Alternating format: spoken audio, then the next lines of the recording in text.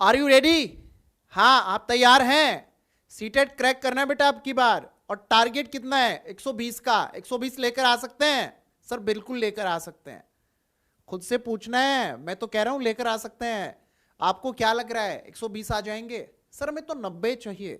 120 की तैयारी क्यों बेटा? तैयारी 120 की करेंगे, तैयारी 120 की ही करेंगे और आप लेकर के आएंगे। ऑलराइट, नमस्कार, मैं अजय सिंह खर्ब। स्वागत है आपका टेक्स्ट बुक सुपर कोचिंग पर। सीडीपी बाय अजय सर की जो आप लोगों की क्लास होती है वो शुरू हो चुकी है। ठीक 11 बजे आप लोगों के लिए यूट्यूब पर ये लाइव क्लास में लेकर के आता हूं। तो चलिए आइए, क्लास को लाइक करते हुए हम लोग आगे बढ़ते हैं। और आप लोगों को एक बात और मैं बता दूं कि लाइव बैच आप लोगों के लिए सीटेट का सबसे शानदार, बढ़िया और कंप्लीट बैच, इंग्लिश और हिंदी दोनों भाषाओं के शब्दों का प्रयोग करते हुए आप लोगों के लिए बनाया गया है, जिसमें आप पेपर 1 और पेपर 2 दोनों की कंप्लीट तैयारी करेंगे टेक्स्ट बुक सुपर कोचिंग से। तो आइए शुरुआत करते हैं। और पहला प्रश्न आप सभी की स्क्रीन पर है।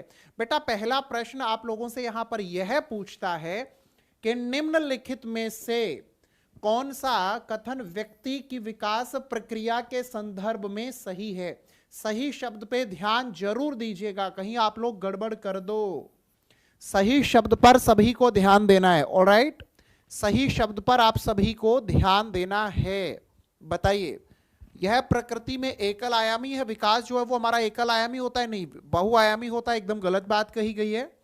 यह केवल व्यक्ति की आनुवांशिकता से प्रभावित होता है? एकदम गलत बात है।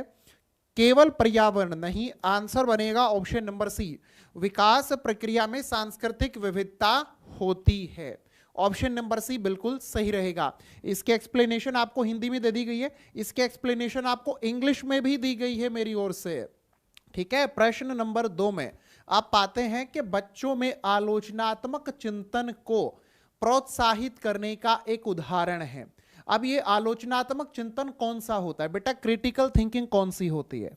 जहां पर बच्चा क्या, क्यों, कैसे, इन सब चीजों, इन सब बातों का जिक्र करता है। जहां पर हम लोग पाते हैं कि बच्चा यूं ही किसी की बातों पर विश्वास नहीं करता है, बल्कि वो हर मुद्दे को, हर बात को बहुत गहराई से समझना, जानना चाहता है, उसके गुण और दोष के आधार पर।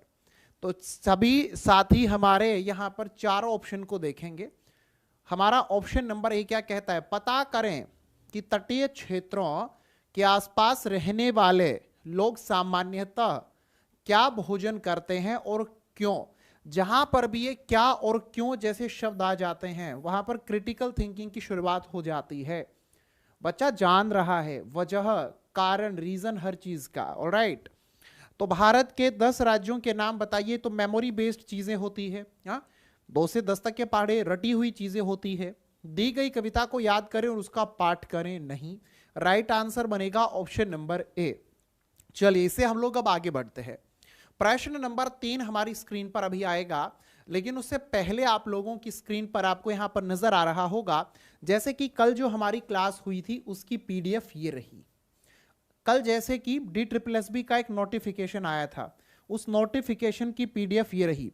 जैसे कि कल के खास करंट अफेयर क्या थे, न्यूज़पेपर का एनालिसिस ये रहा, सबसे खास न्यूज का। तो आप लोगों को करंट अफेयर चाहिए, सीडीपी क्लास के नोट्स चाहिए, पीडीएफ के फॉर्म में आप लोगों को, ठीक है, जितने भी हमारे लेटेस्ट नोटिफिकेशन आते हैं वो सबसे पहले चाहिए। तो वो सब कुछ आप लोगों को इस टेलीग्राम चैनल पर दिया जाता है। इस टेलीग्राम चैनल को आप सभी ज्वाइन जरूर करें, जिसका नाम है अजय सिंह खर्ब। ऑलराइट, बहुत बढ़िया बेटा, यहीं पर आप लोगों को सब चीजें मिल रही होती हैं। प्रश्न अगला हमारी स्क्रीन पर आए, उससे पहले मैं आपको बता दूं कि आपको मेरी ओर से हर क्वेश्चन की सिर्फ आंसर नहीं, एक्सप्लेनेशन वाली पीडीएफ दी जाती है। जो आंसर, वो आंसर क्यों है, हिंदी में भी एक्सप्लेनेशन आपको मिलता है, इंग्लिश में भी एक्सप्लेनेशन आपको मिलता है, पूरे यूट्यूब पर।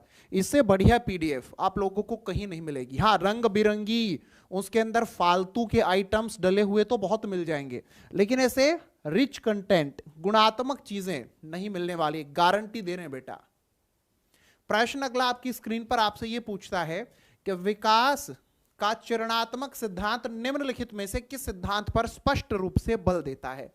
वह सिद्धांत विकास का जो ये बताता है कि हमारा विकास जो है वो चरणों में होता है। जैसे कि आप लोग यहां पर जीन प्याजे को याद कर सकते हैं, उन्होंने विकास के हमारे 4 चरण बताए हैं, है ना।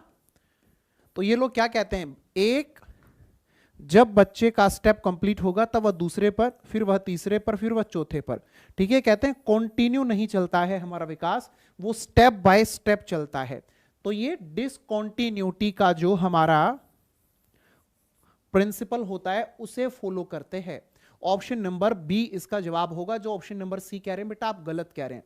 स्टेज वाले जो चरण वाले, ठीक है, कॉन्सेप्ट होते हैं वो प्रिंसिपल ऑफ डिसकॉन्टिन्यूटी के अंतर्गत आते हैं और यहीं पर सारी गड़बड़ हो जाती है।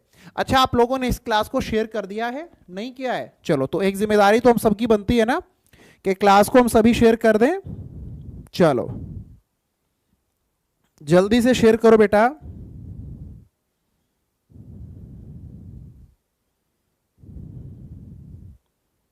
देखो मैं आप लोगों के सामने ही शेयर कर रहा हूं।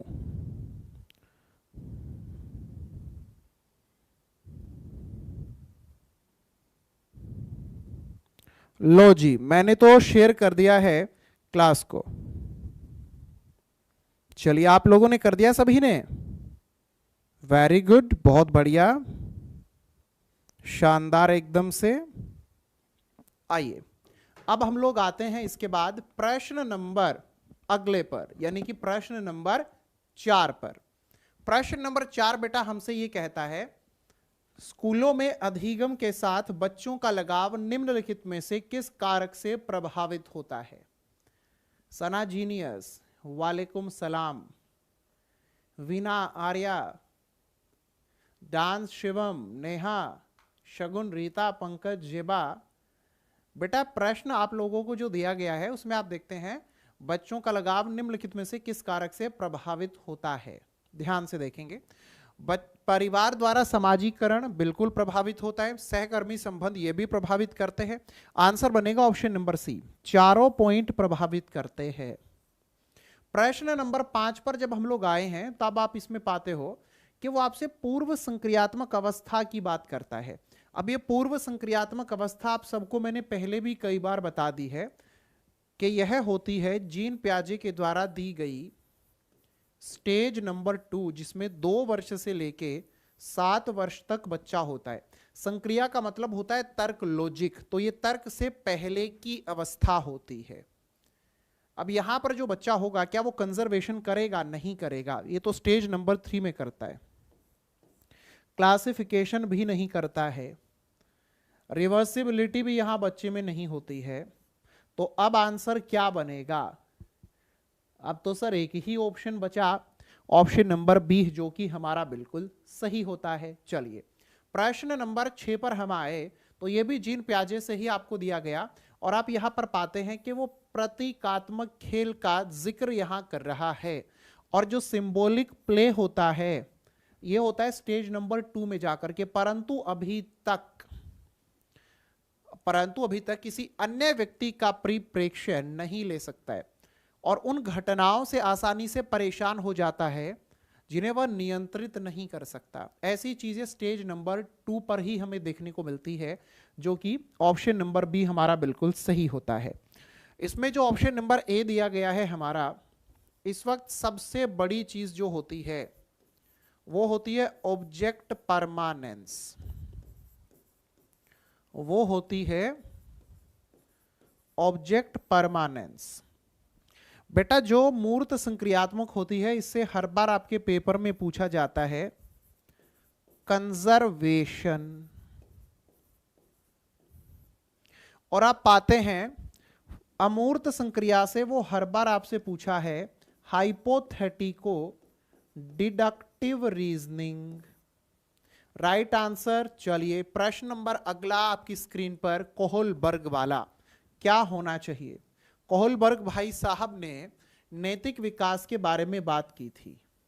नैतिक विकास के चरण प्रकृति में सार्वभौमिक हैं, विकास के निरंतरता में हैं, विकास एक व्यवस्थित प्रक्रिया नहीं है, यह पूरी तरह से पर्यावरणीय कारकों पर निर्भर है, सांस्कृतिक मूल्यों पर निर्भर है। विशेषताएं, आंसर बनेगा ऑप्शन नंबर ए, नैतिक विकास के चरण, ऑप्शन नंबर ए बिल्कुल सही। प्रश्न अगला हमारी स्क्रीन पर हमसे कहता है कि समीपस्थ विकास के क्षेत्र का उपयोग किसके लिए किया जाना चाहिए? शिक्षण एवं मूल्यांकन के लिए, हाँ जी किया जाना चाहिए। मात्र शिक्षण के लिए नहीं, मात्र मूल्यांकन के लिए नहीं, द्रव बौद्धिकता का पता लगाने के लिए नहीं। अब यहां पर हमारे सामने बात आई द्रव बौद्धिकता, फ्लूइड इंटेलिजेंस। फ्लूइड इंटेलिजेंस का कॉन्सेप्ट किसके द्वारा दिया गया था? पेपर में आपसे पूछा जा सकता है। उन मनोवैज्ञानिक का नाम जल्दी से कमेंट करके बताएं। इसका पूरा नाम तरल ठोस बुद्धि होता है, ठीक है। फ्लूइड क्रिस्टलाइज्ड इंटेलिजेंस का कॉन्सेप्ट किसके द्वारा दिया गया था? चलिए बेटा, प्रश्न अगला हमारी स्क्रीन पर आता है, जिसमें आप पाते हैं कि आपसे वह बात करता है, एक शिक्षक किसी विशेष अवधारणा को पढ़ाते समय, ठीक है, किसी विशेष अवधारणा को पढ़ाते समय बच्चों को आधा अधूरा उदाहरण देता है। यानी कि उदाहरण दिया है, कॉन्सेप्ट को समझाया है, लेकिन आधी अधूरी चीजों के साथ। तो जब बच्चा किसी काम को खुद से नहीं कर पाता है और आप टीचर के तौर पर उस बच्चे की सहायता करते हैं, तो बेटा वो सहायता जो आप लोगों की ओर से उस बच्चे की गई है, वो पूर्ण रूप से आपको काम नहीं करना है, उतनी सहायता जितनी उसको जरूरत है। तो इसे हम क्या कहेंगे? इसे हम कहेंगे मचान, स्कैफोल्डिंग। और जो मचान शब्द है, जो स्कैफोल्डिंग टर्म है, ऐसे दिया जाएगा, who coined the term scaffolding. तब आप क्या आंसर करते हैं?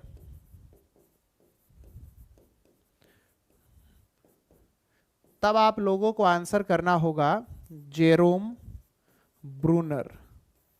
ब्रूनर ने स्कैफोल्डिंग टर्म दिया था। अगला प्रश्न हमारी स्क्रीन पर आता है, जिसमें हम लोग पाते हैं प्रश्न नंबर 10 में, वो हमसे कहता है कि प्रगतिशील कक्षा के वातावरण में निम्नलिखित में से कौन सा दृष्टिकोण नहीं होगा? ये नहीं वाला शब्द हमारे पेपर में हमारी गलती करवाता है। ना जाने कितने सारे ऐसे बच्चे होते हैं हर बार सीटेट में जो 1 नंबर से लेके 5 नंबर तक फेल हो जाते हैं इस नहीं वाले क्वेश्चंस की वजह से, नहीं वाले क्वेश्चंस की वजह से। रौनक, अमरदीप, सृष्टि, मनीषा, डॉक्टर इशाक, आशुतोष, नेहा, सुनीता, संगीता त्रिपाठी, रिहा यादव, सौरभ, राखी, बहुत बहुत स्वागत बेटा आपका। Thank you Shanu Srivastava. बेटा यहां पर हम लोग ये पाते हैं कि निर्णयन में बच्चों की भागीदारी, इसमें तो हमें लेकर के जाना है बच्चों को। प्रगतिशील शिक्षा वही तो होती है जो बच्चों की भागीदारी को बढ़ावा देने की बात कहती है। भय मुक्त शिक्षा वातावरण का निर्माण, हाँ, फियर फ्री एकदम से, कोई भय नहीं लेकर के आना है, बच्चों में भय को भगा देना है। शिक्षार्थियों के व्यक्तिगत अंतर का आकलन, हाँ, हमें करना है, इंडिविजुअल डिफरेंसेस का ध्यान रखना है, और शिक्षक द्वारा बाह्य अनुशासन नहीं बनाना है। हमारे प्रयास ये होने चाहिए कि हम इंटरनल डिसिप्लिन बच्चे के अंदर लेकर के आए, बालक जो है वो खुद से अपने आप से ही अनुशासन में रहना चाहे। प्रश्न नंबर 11 पर हम लोग आते हैं, लेकिन उससे पहले बेटा मैं एक बार ये चाहूंगा हर एक साथी की ओर से क्लास को एक बार लाइक जरूर कर दिया जाए। अभी मैं देखूंगा कि कई सारे बच्चे जो हैं बेटा क्लास को कहने के बावजूद भी लाइक नहीं करते हैं। जब आपके लिए इतनी शानदार क्लास आती है तो क्या आप सभी को क्लास को लाइक नहीं करना चाहिए? चलो सभी एक साथ में लाइक करते हैं। वेरी गुड, सभी ने कर दिया। आइए तो हम यहां पर अब देखते हैं, वो आपसे पूछता है शिक्षक बुद्धि लब्धि के आधार पर, शिक्षक जो है वो बुद्धि लब्धि के आधार पर बच्चों को निश्चित समूहों में विभाजित न करे। हम लोगों को बच्चों के समूह बनाने चाहिए या नहीं? सबसे पहले तो आप इस बात को समझो, हाँ, हमें बच्चों के समूह बनाने चाहिए, लेकिन बच्चों के जब समूह हम लोग बनाते हैं तो समूह बनाते वक्त इस बात का खास ध्यान रखना है कि वहां पर हम बच्चे को किसी लेबल के हिसाब से ना बांटें। तो ये बच्चों के लिए सुविधाजनक होता है, और बच्चों को समूह में एक दूसरे के साथ गतिविधि करने के अवसर दे। राइट आंसर हमारा बनेगा ऑप्शन नंबर डी। बुद्धि लब्धि की अवधारणा स्थिर नहीं है और इससे बच्चों को चिन्हित किया जाता है। होवर्ड गार्डनर के सिद्धांत के अनुसार कक्षा के भीतर विभिन्न शिक्षण विधियों रणनीतियों का होना महत्वपूर्ण है। हां जी, महत्वपूर्ण है। क्यों? गार्डनर ने क्या कहा था? बुद्धि बहुत सारी होती हैं। शुरुआत में उन्होंने 7 बताई, फिर 8 बताई, वो बढ़कर के 9 हो गई, लेकिन अभी हमारे एनसीईआरटी के हिसाब से हम लोग 8 ही मानते हैं। यह बुद्धिमत्ता का प्रयोग करने में मदद करता है, यह सामान्य बुद्धि में सुधार करने में मदद करता है, यह सर्वोत्तम छात्रों को बनाने में मदद करता है, या फिर यह व्यवहारिक बुद्धि में सुधार करने में मदद करता है। आपकी क्लास में अलग अलग बच्चे बैठे होंगे, सभी में बुद्धिमत्ता है, सभी बच्चों के अंदर ये बहुत सारी अलग अलग प्रकार की जो बुद्धि इन्होंने बताई है, कोई किसी के अंदर ज्यादा मात्रा में विकसित है, कोई किसी के अंदर कम मात्रा में विकसित है ना। और जब आप विभिन्न कई सारी अलग अलग शिक्षण विधियों का इस्तेमाल करते हो तो लगभग सभी बच्चों की उन अलग अलग बुद्धियों को आप विकसित कर पाते हो। ऑप्शन नंबर ए हमारा बिल्कुल सही होगा। चलिए, मल्टी डायमेंशनल एक्टिविटीज आपको करवानी चाहिए। प्रश्न अगला हमसे ये कहता है, बहुत आसान सी बात है, कि 1.5 साल से लेकर के 2.5 साल आयु का कोई बच्चा है, ठीक है। बच्चों द्वारा अक्सर उपयोग किए जाने वाले 2 शब्दों वाले उच्चारण को कहा जाता है। जब 2 शब्दों का उच्चारण बच्चा करने लगता है उसकी बात हो रही है। क्या बच्चे 2 शब्दों का उच्चारण करते हैं? हाँ, छोटे बच्चे करते हैं।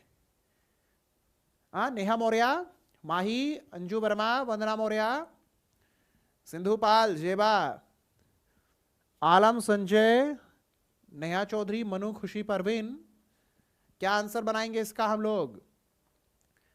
टेलीग्राफिक भाषण, बहुत शानदार। ऑप्शन नंबर बी बिल्कुल सही होगा। अच्छा, मकतब क्या होता है? जो साथी उर्दू भाषा की समझ रखते हैं उनको तो शायद पता होगा कि मकतब क्या होता है। अच्छा, एक और पूछ लूं तो मदरसा क्या होता है? अच्छा, मकतब और मदरसा अलग होता है? बिल्कुल अलग होता है। अच्छा, एक और पूछ लूं, दारुल उलूम क्या होता है? हाँ जी, दारुल उलूम क्या होता है? जो साथी उर्दू की समझ नहीं रखते हैं शायद उनको थोड़ी सी परेशानी हो सकती है। अपने इस्लाम संबंधी ये कुछ शब्द हैं, शिक्षा के केंद्र हैं ये। Right answer option number B बिल्कुल सही होगा। चलिए, अगला प्रश्न हमारी स्क्रीन पर आता है जिसमें आप लोग पाते हैं कि आपको यह कहा गया, पुरुष आमतौर पर अपने मस्तिष्क से सोचते हैं। अच्छा जी, हम सारे लड़के अपने दिमाग से सोच रहे हैं, जबकि ये जितनी भी महिलाएं हमारी साथी यहां पर बनी हुई हैं ये अपने दिल से सोचती हैं। क्या ये दिल, इसके अंदर भी दिमाग होता है? ये भी सोच सकता है, क्योंकि सोचने के लिए तो ये मेंटल एक्टिविटी है, ब्रेन चाहिए। क्या इसके पास भी दिमाग होता है? नहीं बेटा, इसके अंदर नहीं होता है। तो ये क्या कहना चाहता है? ये प्रश्न हमें यह कहना चाहता है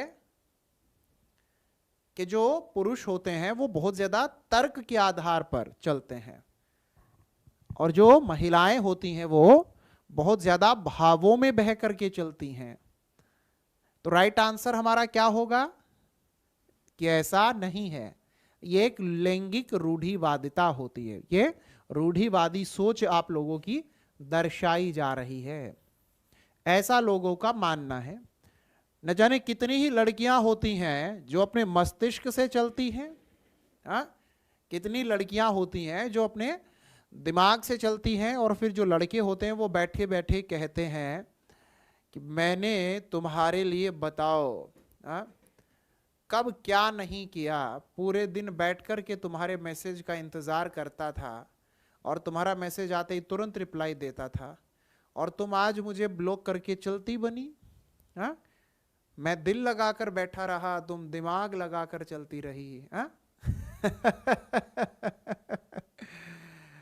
तो बेटा एक बात याद रखो अपनी जिंदगी के अंदर, बहुत बड़ी बात आप लोगों को कहने जा रहा हूं, बहुत बड़ी बात। जब आप किसी चीज को टेम्परेरी तौर पर देखते हैं ना अपनी जिंदगी में, तो वहां पर दिल नहीं लगाने चाहिए, चाहे आप लड़के या लड़की कोई भी हो। आप लोग जिन भी चीजों को अपनी जिंदगी में टेम्परेरी तौर पर देख रहे हैं उनमें अपना दिल मत लगाइए, मत लगाओ। आप क्या करोगे क्या नहीं करोगे उसमें तो मैं आना ही नहीं चाहता हूं, आपकी अपनी जिंदगी है, जो मर्जी आप लोग करें, लेकिन वो चीजें आपको बता रहा हूं जिससे कल को आपको परेशानियां ना हो। चलिए आइए अब हम लोग आगे बढ़ते हैं। अगला प्रश्न हमारी स्क्रीन पर आता है, प्रश्न नंबर 15। आरती गुप्ता पूछ रही हैं। आरती गुप्ता बेटा मैं एक बात क्लियर कर दूं कि जब बात होती है जिंदगी में कुछ बेहतर करने की, तो वहां पर दिल और दिमाग दोनों से चलना होता है। जब बात होती है रिश्तों की, और उन रिश्तों की जिनमें आपको लंबे समय तक अपनी पूरी जिंदगी भर रहना है, दिल से चलिए, बहुत ज्यादा दिमाग ना लगाइए। लेकिन जब जहां पर बात आती है कि सामने वाला इंसान भावों की कद्र करता ही नहीं है, वहां आप भी अपने दिमाग से चलिए। जिंदगी में अलग अलग जगह पर अलग अलग तरह से चलना होता है, ठीक है। चलिए प्रश्न नंबर 15 में आप देखेंगे, वो नहीं करेंगे शब्द पर आपको ध्यान देने की बात करता है। बिल्कुल है ज्योति। प्रगतिशील कक्षा में, अब प्रगतिशील कक्षा हमारी कौन सी होती है? ये प्रगतिशील कक्षा हमारी वो होती है जो ये कहती है कि हम लोगों को क्या करना होगा? पुराने चीजों को छोड़ देना है, रटने को छोड़ देना है, बच्चे को महत्व देना है। तो आंसर क्या बनाएंगे हम इसका? शिक्षकों द्वारा चिंतनशील पत्रिकाओं का प्रयोग नहीं बताना था बेटा। आंसर बनेगा ऑप्शन नंबर सी, केवल मानदंड संदर्भित मूल्यांकन पर विश्वास। नॉर्म रेफरेंस्ड असेसमेंट नहीं, NRA, इसकी फुल फॉर्म भी आपको याद रख लेनी है। चलिए प्रश्न नंबर अगला हमसे कहता है, एक शिक्षक वंचित और हाशिए के समूहों की भाषा और संस्कृति को स्कूली पाठ्यक्रम में शामिल करके सुनिश्चित कर सकता है। अशोक यादव, धनबाद, सुल्तान वाले, बहुत अच्छा काम कर रहे हो। आज तुमने किताबों को अगर गले लगा लिया ना, कल को ये दुनिया सरकारी नौकरी लगते ही तुम्हें अपने गले लगाने के लिए दौड़ पड़ेगी। और आज तुम किताबों को गले नहीं लगाओगे, इस दुनिया को गले लगाना चाहोगे, कल को ये दुनिया तुम्हें छोड़ देगी और फिर लौटना पड़ेगा किताबों के पास। सीधी सी बात है। पहले क्या करते हो? तो पहले किताबों पर ध्यान दो, जिंदगी में बेहतर बनो, रोजगार पर आओ, आर्थिक तौर पर मजबूत बनो।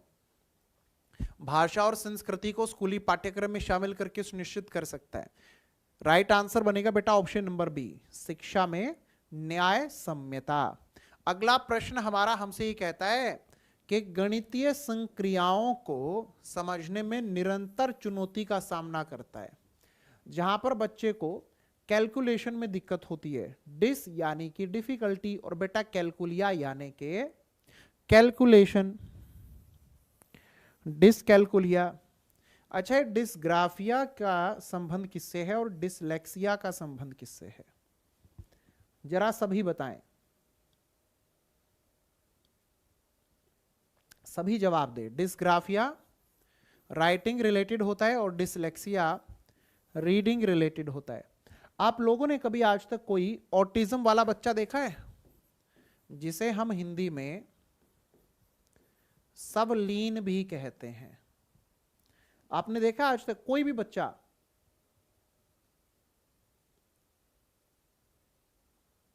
बहुत सही।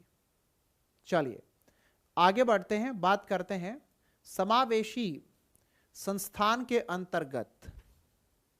समावेशी संस्थान कौन सा होता है? जहां सबको एक साथ हम लेकर चलते हैं, किसी के साथ कोई भेदभाव नहीं होता है, अंडर वन रूफ एजुकेशन हम देते हैं। तो ये क्या कहता है? प्रभात बेटा में 3 इडियट मूवी भी याद है और बाकी सब मूवी भी याद है, सारी कहानी हमें पता है। लेकिन एक बात याद रखो, जो हमारी जिंदगी होती है उस जिंदगी के अंदर संघर्ष होता है, ठीक है। जिंदगी मूवी के हिसाब से नहीं चलती है, वो रील होती है, ये रियल होती है। सूबेदार वो बेटा कल से शुरू करेंगे। चलिए राइट आंसर क्या बनेगा? रणनीति नहीं पर ध्यान देना था ना, तो इसका आंसर बनेगा ऑप्शन नंबर डी, संचार के प्राथमिक माध्यम के रूप में मौखिकीकरण पर निर्भरता। और श्रवण बाधित है, ये इस बच्चे को सुनने में दिक्कत है और नोट पर आपने ध्यान नहीं दिया, इसलिए जल्दबाजी में आपने गलत कर दिया। जो आप ऑप्शन नंबर बी कह रहे हो वो तो आप सही कह रहे हो कि बॉडी मूवमेंट्स को आप लोगों को, है ना, जेस्चर्स को अपनी टीचिंग के अंदर लेकर के आना है, ये तो आप लेकर आओगे। लेकिन नहीं वाले शब्द पर जिसने ध्यान नहीं दिया वही पेपर में फेल होता है 1 2 3 4 5 नंबर से। और फिर कहते ओहो सर जी जल्दबाजी में कर दिया, फिर ऐसे हो जाते हो। ये कहता है आपसे कि कक्षा प्रक्रिया के विश्लेषण के माध्यम से वंचित समूहों के बारे में गूढ़निष्ठ शिक्षक पूर्वाग्रहों को अक्सर प्रकट किया जा सकता है। शिक्षक पूर्वाग्रहों को इंग्लिश में आप इस शब्द को देखिएगा, वो आपसे कहता है कि टीचर, सभी आंसर करें बेटा, बहुत शानदार प्रश्न है ये आपके लिए। Very good.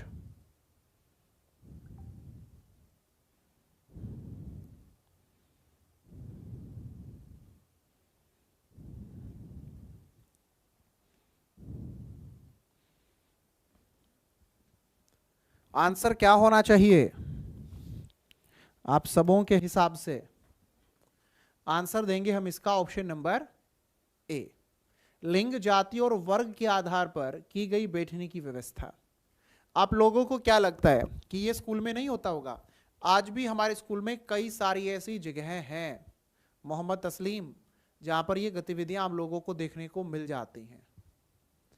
प्रश्न नंबर अगला हमसे कहता है छात्रों के लिए अवसर प्रदान करके, हाँ छात्रों को अवसर प्रदान करना है हमें, रचनात्मकता को प्रोत्साहित किया जा सकता है। क्या आप लोग क्रिएटिविटी को बढ़ावा दे सकते हैं? बिल्कुल दे सकते हैं। विशेष उपलब्धि वर्गों में शामिल करके नहीं। मूल खोज और चिंतन को प्रोत्साहित करना बिल्कुल। परीक्षा लेने का कौशल विकसित करना नहीं। अभिसरण चिंतन नहीं। तो हमें बच्चों के अंदर कि वो ओरिजिनल डिस्कवरी करें और सोचें कुछ नया और अलग और कुछ बेहतर, इसके लिए हम उनको प्रोत्साहित करेंगे। Out of the box thinking के लिए हम बच्चे को लेकर जाएंगे। डाइवर्जेंट थिंकिंग के लिए हम बच्चे को लेकर के जाएंगे। उस बच्चे को हाईली इमेजिनेटिव बनाएंगे। ज्यादा से ज्यादा उस बच्चे को कल्पनाएं करना सिखाएंगे। उस बच्चे को हम साहसी, करेजियस बनाएंगे। ऑलराइट, चलिए ऑप्शन नंबर बी हमारा इसका आंसर बिल्कुल सही बनता है। इसके बाद जब हमारे सामने बात आती है प्रश्न नंबर 21 की, तो ये भी आप देखो रचनात्मकता के संबंध में ही आपको दिया गया है। रचनात्मकता कक्षा के अंतर्गत बच्चों के संज्ञानात्मक जुड़ाव को किसके द्वारा सुगम बनाया जा सकता है? बच्चों में संवाद करना बिल्कुल करना चाहिए। एक शिक्षक की भावनाएं आपको किसको बनाना है? संज्ञानात्मक जुड़ाव को। Positive interpersonal relation among children, ठीक है, बिल्कुल होने चाहिए। अब दो ऑप्शन तो मैंने बता दिया है होने चाहिए, और दो ऑप्शन ऐसे हैं जो आप बताओ होने चाहिए कि नहीं होने चाहिए। ये हिंट दे दिया मैंने आप लोगों को, और इतना हिंट मिल जाता है तो इससे बेहतर और क्या चाहिए? हाँ, अस्मिता राजपूत, यास्मीन बानो, सक्षम। राइट आंसर बनेगा बेटा option number C, first, second और थर्ड बिल्कुल सही है। प्रश्न नंबर 22वां हमसे यह कहता है आपकी स्क्रीन पर कि बच्चों की विफलता अक्सर स्कूलों की विफलता होती है। हां जी, सिस्टम फेल। बच्चा कभी फेल नहीं होता है। बच्चा कभी फेल नहीं होता है। फेल होता है तो सिस्टम फेल होता है। स्कूल का अस्तित्व है ताकि वे छात्रों की क्षमता के बीच उचित रूप से भेदभाव कर सके। वाह, विद्यालय कब से भेदभाव करने लगे? ये तो एकदम गलत बात हो गई। विद्यालयों को तो बच्चों को बेहतर बनाना होता है, सभी का ध्यान रखना होता है, और बच्चों के अंदर भेदभाव को, रूढ़िवादिता को, पक्षपात को खत्म करना होता है। बच्चे विफल हो जाते हैं क्योंकि स्कूल छात्रों को सीखने की विभिन्न गति का ध्यान नहीं रखते हैं। ऑप्शन नंबर बेटा बी एकदम सही है। एजुकेशन साइकोलॉजी ये कहती है हर बच्चे में सीखने की क्षमता होती है, हर बच्चे की सीखने की रफ्तार अलग होती है, लेकिन हमारे यहां पर दिक्कत क्या है कि हर बच्चे के हिसाब से हम सिखाते नहीं हैं, हर बच्चे का ध्यान रखा नहीं जाता है। हम अपने हिसाब से चलते हैं और बच्चा नहीं कर पाता है तब उसको डांटते हैं। और मिथिलेश बैठ जा, चुपचाप जा। आशीष कितनी बार बताऊं तुझे? मनीता समझ में नहीं आता, प्रीति इधर ध्यान दे ले। ऐसे करने लगते हैं, चिल्लाने लगते हैं उन छोटे छोटे से बच्चों के ऊपर। और जबकि ट्रायल एंड एरर का, थॉर्नडाइक का कॉन्सेप्ट भी हमें क्या कहता है? सबसे पहले बच्चों की गलतियों को स्वीकार करना सीखो, तभी एक बेहतर शिक्षक बन सकते हो, है ना। हर बच्चे का भला ध्यान नहीं रखा जाता और बच्चा फेल होता है, सिस्टम उसे समझ नहीं पाया तो वो फेल हुआ है। चलो तो बेटा इसी बात पर अपना फेवरेट एक बार कमेंट करें सभी, CDP बाय अजय सर। और मैं चाहूंगा यहां पर कि हर बच्चा एक बार कमेंट करे CDP बाय अजय सर। आप 400 से ज्यादा बच्चे लाइव हैं, तो बेटा देखते हैं क्या 400 कमेंट आते हैं एक साथ। CDP बाय अजय सर, बहुत बढ़िया, बहुत बढ़िया। चलिए अगले प्रश्न पे हम लोग अब आते हैं। तो अगला प्रश्न हमारा क्या कहेगा? ये कहता है हमें कि प्रासंगिक और सार्थक होने के लिए। अब कोई भी चीज प्रासंगिक और सार्थक कब होती है? रिलेवेंट, यानी कि जब हमें कोई भी कॉन्सेप्ट, कोई भी बात बताई जाती है तो वो अर्थ सहित समझ आने के बाद हमारी जिंदगी या फिर हमारा जो सिलेबस है उसके संबंध में सही हो। तो आप ज्यादा से ज्यादा क्या प्रयास करेंगे? मैं जो भी क्लास में आपको करवाता हूं वो अर्थ सहित आपको समझ में आए, आपके सिलेबस के साथ रिलेट करता हो और आपकी जिंदगी को बेहतर बनाने में उनका योगदान हो।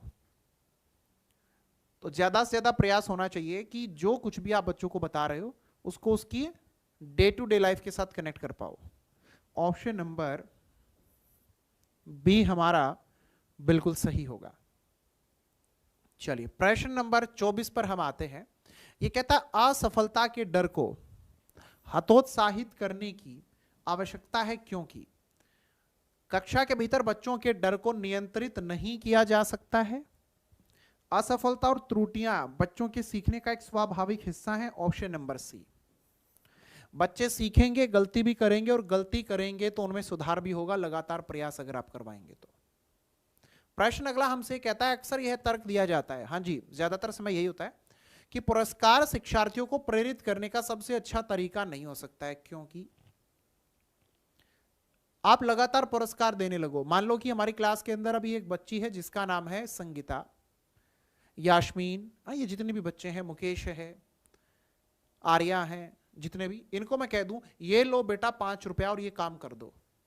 हर बार इनको 5 रुपया देता रहूं। एक वक्त ऐसा आएगा ये मुझसे कहेंगे अपने 5 रुपए अपने पास रखो, हमें जरूरत नहीं है इसकी, 10 रुपए दो तो बात करें। हमें ना चाहिए 5 रुपए, 10 रुपए चाहिए। क्या होता है, लगातार जब पुरस्कार दिया जाता है तो सेम लेवल का एक वक्त के बाद में बच्चे उस 5 रुपए वाली चीजों को बार बार खा पी करके, यूज करके उनसे थक चुके होते हैं। अब उनसे नेक्स्ट लेवल का उनको कुछ चाहिए। तो बच्चों को अगर प्रेरित करना है तो लगातार पुरस्कार आप लोग अगर देंगे तो उनसे ना आंतरिक भाव बच्चों के कम हो जाते हैं। राइट आंसर बनेगा ऑप्शन नंबर ए। प्रश्न नंबर 26 हमसे ये कहता है कि अच्छे समस्या समाधानकर्ताओं में बच्चों के अंदर क्रिएटिविटी होनी चाहिए या नहीं होनी चाहिए। Lack of response set, divergent thinking, प्रतिक्रिया संग्रह की कमी तो होनी ही नहीं चाहिए। ए और डी इसका आंसर नहीं है। अब आप बता दो बी या सी में से कोई एक होगा। देखो क्या पता डी हो, मैं तो कंफ्यूज कर रहा हूं आप लोगों को।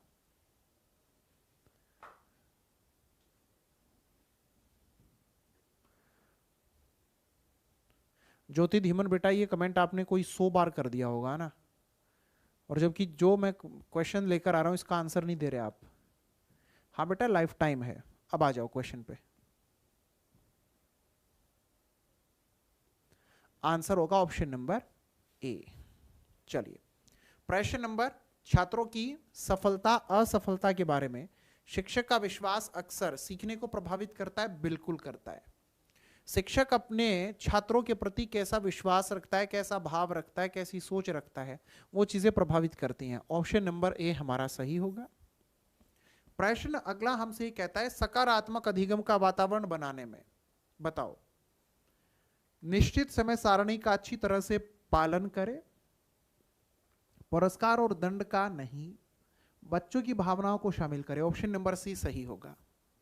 प्रश्न नंबर 29 आप लोग देखो, क्या शिक्षक को कक्षा के भीतर एक प्राधिकरण व्यक्ति के रूप में माना जाना चाहिए?